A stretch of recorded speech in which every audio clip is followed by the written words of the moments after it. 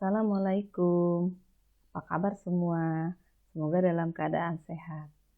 Tetap sehat, tetap semangat belajar dari rumah. Hari ini kita mulai materi kita dengan penggolongan materi, di mana materi itu secara garis besarnya digolongkan menjadi dua, ya, berupa zat tunggal dan campuran. Kita lihat di strukturnya.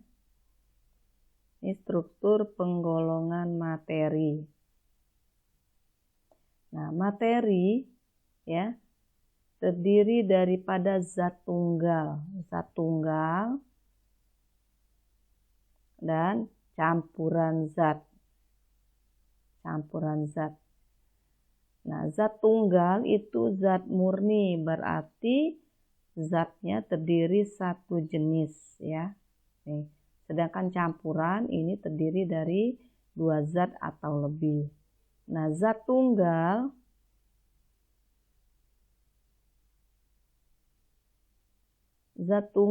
dibedakan menjadi dua, yaitu unsur dan senyawa. Sedangkan campuran dibagi dua juga menjadi campuran yang homogen dan campuran yang heterogen. Campuran yang homogen disebut larutan, sedangkan yang heterogen disebut koloid dan suspensi. Nah, sedangkan unsur dibedakan lagi menjadi dua, yaitu unsur logam dan unsur bukan logam. Ya. Kita mulai saja pembahasannya yang pertama dengan unsur. Jadi Ibu ulangi, kalau zat tunggal itu zat murni. Jadi dia hanya terdiri satu jenisnya saja. Ya. Zat tunggal terdiri dari atas unsur dan senyawa. Untuk lebih jelasnya kita lihat senyawa. Ya, kita lihat dulu satu-satu. Bukan senyawa ya, unsur ya, pengertian unsur dulu. Kita lihat dulu tentang pengertian unsur. Apa itu pengertian unsur? Unsur adalah zat tunggal yang tidak dapat diuraikan menjadi zat yang lebih sederhana, baik secara reaksi kimia maupun fisika. Ini disebut dengan pengertian unsur. Unsur adalah zat tunggal yang tidak dapat diuraikan menjadi zat yang lebih sederhana, baik secara kimia maupun secara fisika. Ya. Pengertian daripada unsur. Nah, unsur berdasarkan sumber atau asalnya itu dibedakan menjadi dua, yaitu unsur alam dan unsur buatan. Unsur alam adalah unsur yang sudah tersedia di alam. Jadi sudah ada di alam, banyak sekali jumlahnya, ya. Banyak sekali. Contohnya yang paling gampang, oksigen yang setiap saat kita hirup, ya. Ada oksigen, ada nitrogen, ada karbon, ada belerang, ada fosfor, ada besi, ada aluminium, ada timah, dan sebagainya. Banyak sekali jenisnya. Ya. Nanti boleh kalian cari lagi mengenai unsur-unsur yang ada di alam. Banyak sekali jumlahnya. Ya. Sedangkan unsur buatan itu artinya unsur yang dibuat. Siapa yang buat? Ya tentunya para ahli tentunya. Nah, buatnya ini tentunya di laboratorium atau kadang-kadang para ahli itu menemukannya secara tidak sengaja sedang melakukan penelitian, ditemukan unsur yang baru. Tapi unsur yang baru ini jumlahnya sangat sedikit, ya. Apa saja sih unsur buatan itu? Ada amerisium, ya. Amerisium, kenapa namanya amerisium? Karena ini ditemukan di Amerika. Jadi diberilah namanya amerisium, asal tempat ditemukannya. Kemudian ada plutonium. Dari katanya kalian tentu bisa menebak ya, ini berasal dari planet Pluto. Kemudian ada lawrensium. Lawrensium, kalau kita lihat ini nama orang ya, berarti ini berasal dari nama ahlinya. Jadi untuk mengenang jasa, ya, menghargai ahli tersebut, maka diberilah nama lawrensium. Begitu juga dengan rutherfordium, ya.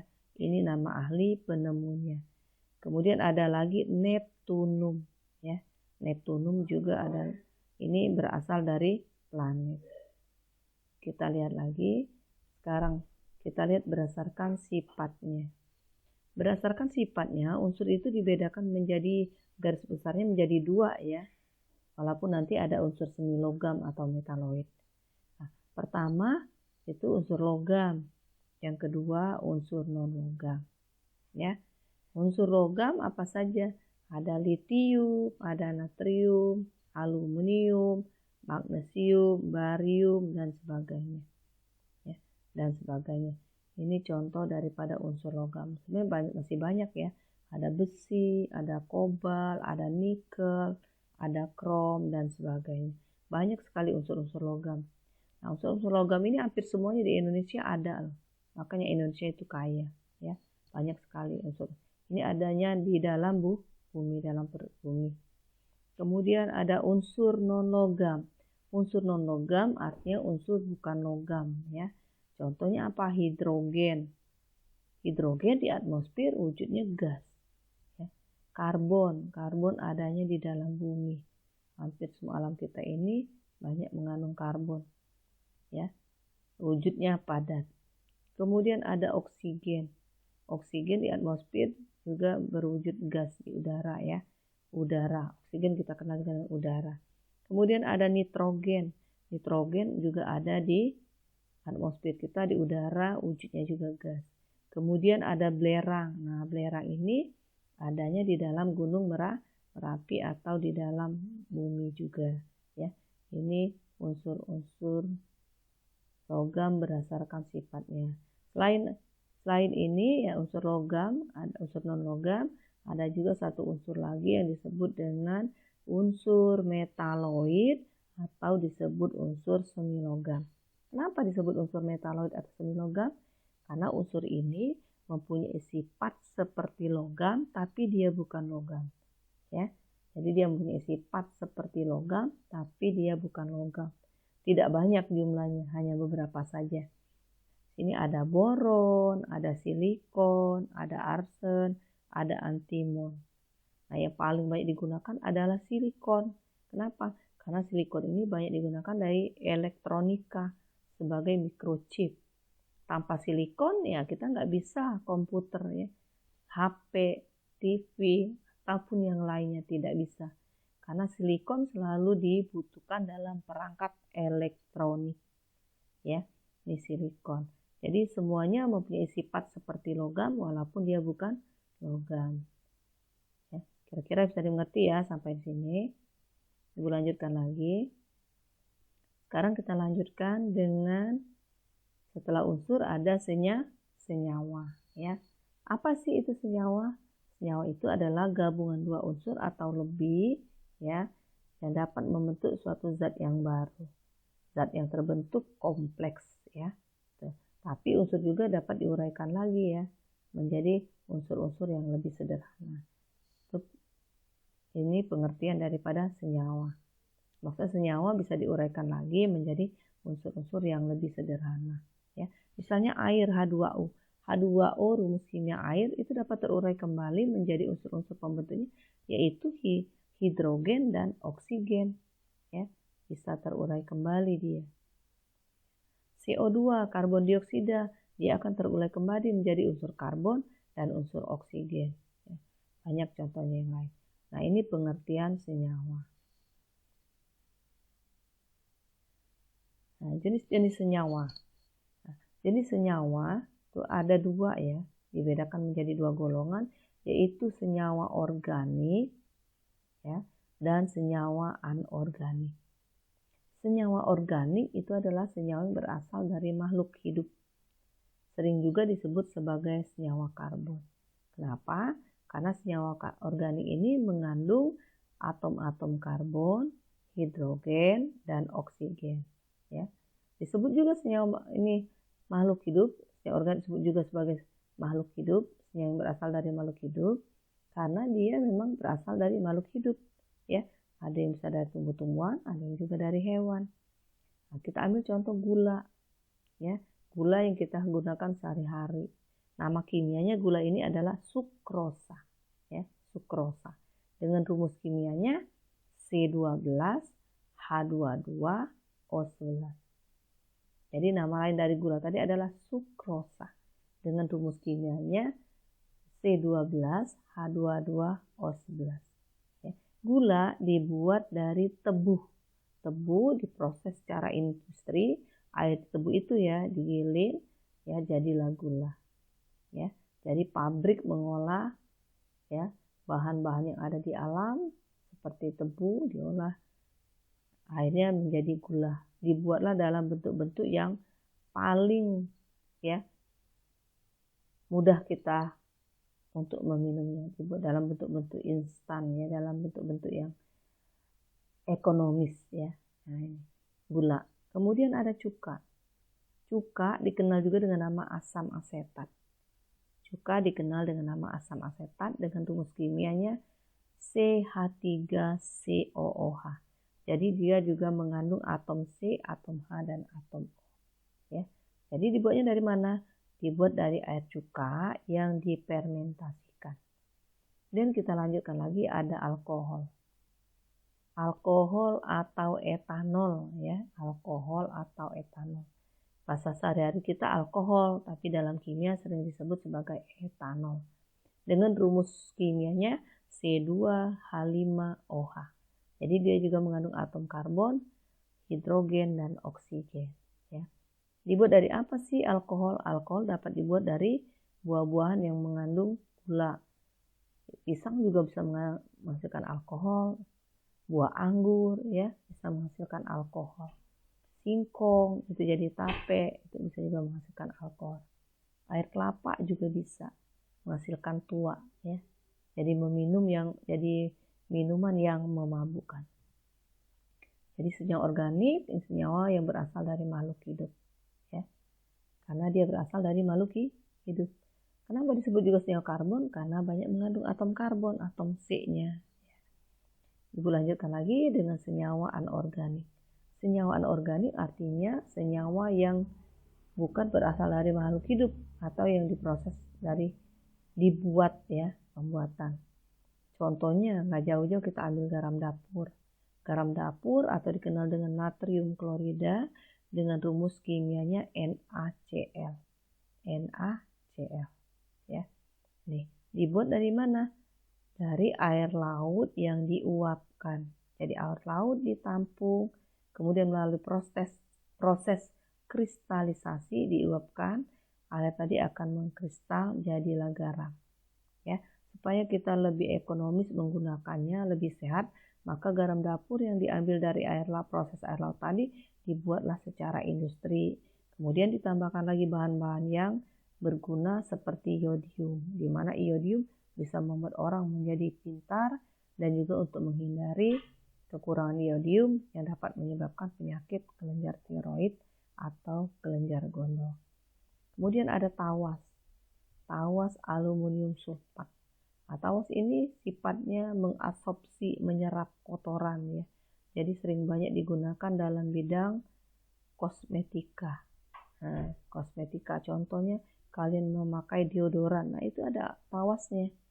Ya, karena tawas ini sangat ampuh sekali dia menyerap kotoran-kotoran yang ada dalam tubuh kita karena dia mengabsorpsi daya serapnya luar biasa. Ini tawas ya. Kemudian ada air aki yang kita dengan asam sulfat atau air hujan ya. Jadi air hujan yang langsung ditampung tanpa perantara ini bisa disebut air aki. Dia akan menjadi asam sulfat. Nah, ini bisa untuk mengisi aki baterai mobil ya. Nah, ini disebut dengan senyawa anorganik. Lanjutkan ke materi berikutnya.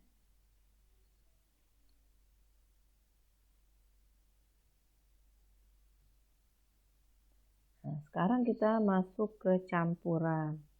Campuran, apa itu campuran? Campuran itu biasanya terdiri dari dua zat atau lebih ya. Campuran banyak sekali ya, contohnya nanti berdasarkan sifatnya campuran dibedakan menjadi dua, yaitu ya ada campuran yang homogen. campuran yang homogen artinya serba sama. Contohnya larutan, ya. Larutan. Apa sih itu larutan? Larutan adalah campuran yang homogen di mana antara pelarut dan zat terlarutnya tidak dapat dibedakan lagi. Ya, itu disebut dengan campuran homogen. Homogen artinya serba sama, jadi tidak dapat kita bedakan. Nah, campuran homogen identiknya dengan larutan, ya. Sesuai dengan definisinya tadi, bahwa larutan adalah campuran yang homogen atau serba sama, di mana antara pelarut dan zat terlarut tidak dapat dibedakan lagi. Ya, ini contohnya. Nih. Contoh larutannya ada larutan gula, larutan garam, larutan cuka. Jadi kalau dikatakan larutan, selalu ada air di dalamnya. Ya, kita ambil 1 gelas air, berisi air, kita masukkan 2 sendok gula, lalu kita aduk, maka gula akan menyatu. Nah, kalau sudah gula menyatu, itu disebut homogen, serba sama. Jadi kita tidak dapat lagi membedakan mana gula dan mana air karena sudah menyatu. Yang kita tahu rasanya manis, ya. Nah, begitu juga dengan larutan garam sama.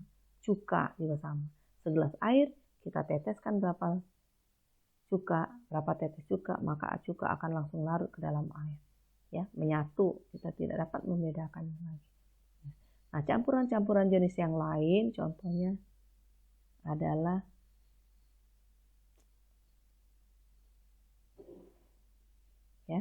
contoh yang lain adalah larutan oralit. Nah, kalau larutan pasti ada airnya. Ini bentuk larutan, jadi ada air. Campuran oralit ini adalah campuran air, gula, dan garam.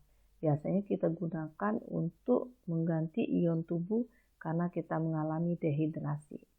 Ini secara alami bisa menggantikan ion tubuh. Karena tubuh kita terdiri atas ion. Jadi kalau kita mengalami dehidrasi, sakit, nah itu untuk mengembalikan tenaga, kita boleh minum oralit, ya. Campuran dari air, gula, dan garam. Kemudian ada kuningan. Nah, kuningan di sini adalah campuran yang berwujud padat, ya. Ini. Karena apa? Karena ini adalah campuran-campuran logam, ya.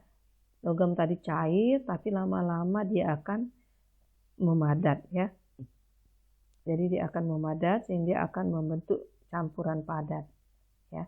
Jadi akan terbentuk homogen nanti kalau dia bercampur. Kita nggak tahu lagi yang mana tembaga, yang mana seng.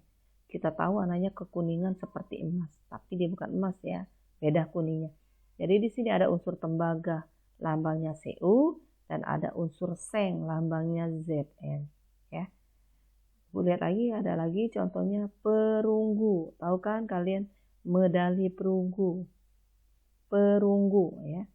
Perunggu ini juga campuran berwujud padat, tapi dia homogen. Kenapa? Karena kita tidak dapat membedakan lagi mana tembaga dan mana timah, ya. Tembaga tadi lambangnya Cu, sedangkan timah lambangnya Sn, stannum, ya. Berasal dari lambang unsurnya stannum, Sn. Jadi campuran tembaga lambangnya adalah Cu dan Sn. Ini jadi campuran berwujud padat semua, tapi dia homogen karena kita tidak dapat membedakannya lagi. Ada stainless steel. Nah, ini campuran logam, ya. Nanti kalau udah stainless steel, logamnya ini anti karat, tidak mudah berkarat, ya. Semakin bagus logamnya, semakin bagus, semakin tahan lama dan mutunya semakin baik. Campurannya apa saja? Ada logam krom, ada besi, dan ada nikel, ya. Makanya stainless itu logamnya mengkilap, ya, dia kuat, tidak mudah patah, ya. Nah, karena campuran ketiga unsur besi, krom, ya, ada krom, ada besi, dan ada nikel. Jadi logam-logam ini sangat kuat. Ini juga campuran padat karena dia homogen. Ya, campuran itu ada cair, bentuk larutan, dan ada campuran padat. Kita lanjutkan lagi, ada satu lagi contohnya baja. Nah, baja adalah campuran besi dan karbon. Kalau besi-besi saja, ya, biasanya digunakan untuk alat bangunan. Tapi kalau baja dia akan lebih kuat lagi. Makanya baja sering digunakan sebagai konstruksi untuk bangunan, gedung-gedung pencakar langit, dan jembatan, ya. Jadi menggunakan baja. Baja ini adalah campuran besi dan karbon. Ya, ini dia. Lanjutkan lagi yang kedua berikutnya, yaitu campuran heterogen. Disebut campuran heterogen karena serba aneka. Apa sih maksud serba aneka? Ya, serba aneka beragam artinya ya. Beragam, serba aneka artinya beragam. Ada dua di sini yang termasuk campuran heterogen. Yang pertama suspensi, yang kedua koloid ya. Nih, koloid. Suspensi ini adalah campuran heterogen yang mengandung partikel padat. Jadi campuran suspensi ini bisa kita lihat dengan mata biasa tanpa menggunakan alat. Jadi perbedaan dengan suspensi dengan koloid nanti adalah dari kita melihat ya. Nanti bisa dilihat dengan alat, ada yang tanpa alat yaitu dengan mata biasa. Ya, jadi dengan mata biasa itu disebut suspensi. Campurannya mengandung partikel padat. Contohnya lumpur. Lumpur itu campuran daripada tanah dan air. Jadi tanah tersuspensi dengan air. Ya, jadi lumpur. Ya. Tapi kita masih bisa melihatnya karena nanti akan terbentuk endapan. Maka airnya bisa kita ambil atau ini ya. Kemudian tepung. Nah, tepung kalau kalian masukkan ke dalam air larut ya. Tepung kanji atau tepung terigu, kalian larutkan ke dalam air, maka dia akan menyatu seperti homogen. Ya, seperti homogen menyatu. Tapi lama-lama kalau kita biarkan beberapa saat, maka tepung akan mengendap. Maka kita akan melihat dengan jelas mana yang tepung dan mana air, ya. Jadi tepung. Kemudian kabut. Kabut tersuspensi dengan udara. Ya, kabut. Jadi kabut itu kita melihatnya beda ya. Asap, kalau asap dari kendaraan bermotor, ada kabut, nanti ada embun ya. Ya, kabut itu seperti ini bisa kita lihat. Nanti dia akan kita lihat dia tersuspensi dengan udara. Ya, kita bisa lihat kabut itu. Dia seperti asap ya. Di dalamnya itu ada udara gitu. Ada airnya ya. Jadi ini kabut. Kemudian ada juga campuran pasir dan air. Nah, ini jelas bisa kita lihat ya. Campuran pasir dan air. Mana yang pasir dan mana yang air bisa kita bedakan ya. Langsung bisa kita bedakan. Atau campuran pasir dengan batu misalnya. Ya, bisa kita kayak melalui dengan penyaringan atau dengan saringan ya. Atau air sungai yang keruh. Air sungai yang keruh itu air sungai yang berlumpur warna coklat, itu juga termasuk suspensi. Karena nanti kalau kita endapkan, dia akan memisahkan kotoran-kotoran lumpur yang ada. Ya, jadi kalau dalam penyaringan ini kita untuk menyaring air supaya mendapatkan air yang bersih, itu ada penyaringan tradisional. Ya, biasanya penyaringan bertingkat menggunakan batu, menggunakan karbon, menggunakan pasir, menggunakan arang. Tujuannya apa? Untuk mengendapkan kotoran-kotoran yang ada pada air sehingga nanti kita mendapatkan air yang jernih. Tapi belum tentu airnya sehat ya atau airnya bebas dari bakteri. Karena kita hanya menyaring kotoran saja. Kalau bakteri kumannya tidak mati ya.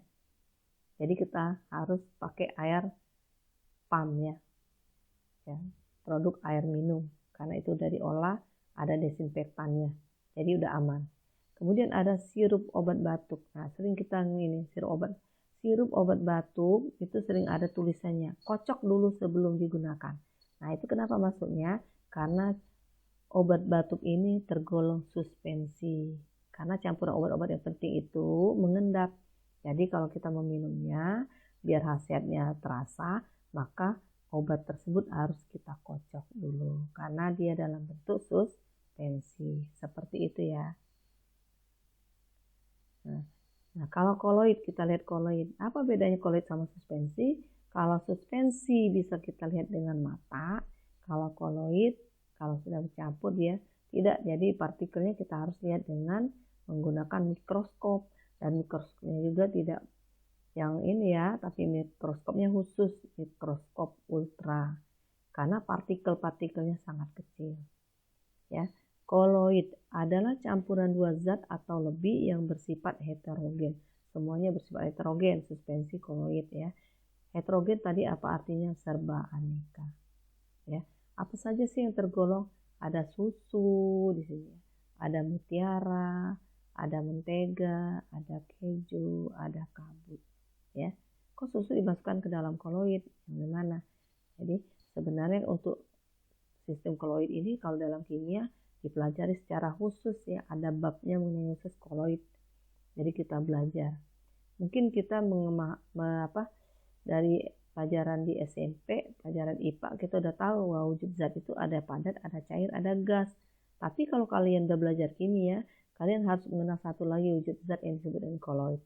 Ya, coba kita lihat susu. Susu itu kita bilang cair, dia tidak cair.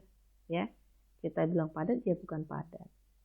Karena susu itu tergolong koloid. Ya, susu tergolong koloid. Karena kalau cair itu gampang tumpah. Ya cair itu ya air ya. Jadi susu tergolong koloid. Kemudian mutiara. Nah, mutiara tergolong koloid. Kenapa? Mutiara itu terbentuk dari air liur dari tiram ya di dalam laut. Itu nanti tiramnya lama-lama membentuk menggumpal jadilah mutiara ya. Jadi dia disebut koloid. Campuran dua zat atau lebih yang bersifat heterogen serba aneka. Kemudian mentega. Mentega atau kita kenal dengan margarin atau blue band itu bersifat koloid, disebut dia karena nanti ya sebenarnya koloid itu dibagi menjadi ada 8 macam. Jadi ada yang disebut emulsi, ada yang disebut dengan sol, ya, ada yang disebut dengan gel, ada yang disebut dengan aerosol. Nah kalau susu, santan itu termasuk emulsi, ya. Nanti karena apa? Karena susu, santan kalau kita biarkan lama-lama akan mengendap. Jadi kita akan melihat dua bidang batas. Mana yang ini susu, mana gumpalannya. Makanya dia tersebut heterogen. Ya, begitu juga mutiara. Begitu juga dengan mentega. Mentega ini termasuk ke dalam emulsi padat. Kalau emulsi cair susu dan santan, kalau mentega disebut emulsi padat. Ya. Karena apa? Nanti kalau kita cairkan dia akan berwujud cair. Jadi mentega ini kalau kita bilang padat dia tidak padat, kalau dia bilang cair dia tidak cair. Ya, sama dengan agar-agar.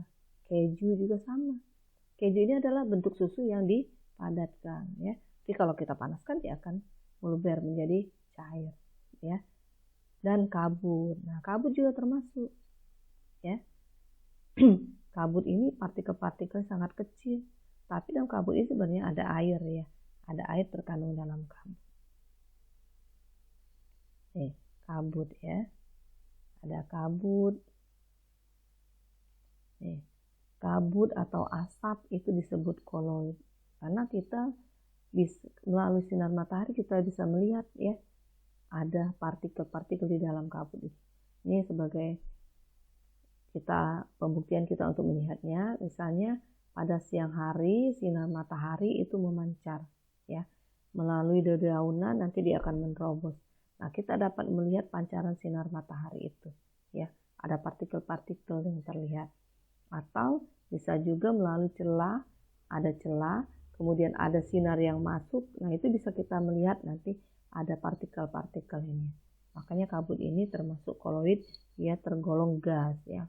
Ada aerosol, aerosol padat, ada aerosol cair. Ini mengenai koloid. Nah, sampai di sini ya materi Ibu ajarkan hari ini. Jika ada yang kurang jelas, nanti boleh ditanyakan lagi di forum diskusi ya. Nah, untuk mengenai lambang-lambang unsur, rumus-rumus senyawa belum Ibu tuliskan karena kalian belum belajar. Nanti kita akan pelan-pelan ya. Kita belajar unsur, nanti kita mulai lagi lambang unsur. Kalau kalian sudah belajar lambang unsur, nanti kalian akan mengenal lebih jauh lagi materi pelajaran kimia. Ya. Sampai di sini Ibu akhiri materi kita hari ini. Mudah-mudahan kalian dapat memahami, dapat dimengerti. Kalau kurang jelas boleh ditanyakan. Ya. Atau bisa kalian buka lagi channel YouTube ini. Bisa kalian ulang apa yang Ibu sampaikan kalau mungkin kurang jelas atau tertinggal ya. Akhir kata Ibu ucapkan wassalamualaikum warahmatullahi wabarakatuh ya. Tetaplah belajar dengan semangat, tetap sehat, belajar dari rumah ya. Salam. Assalamualaikum.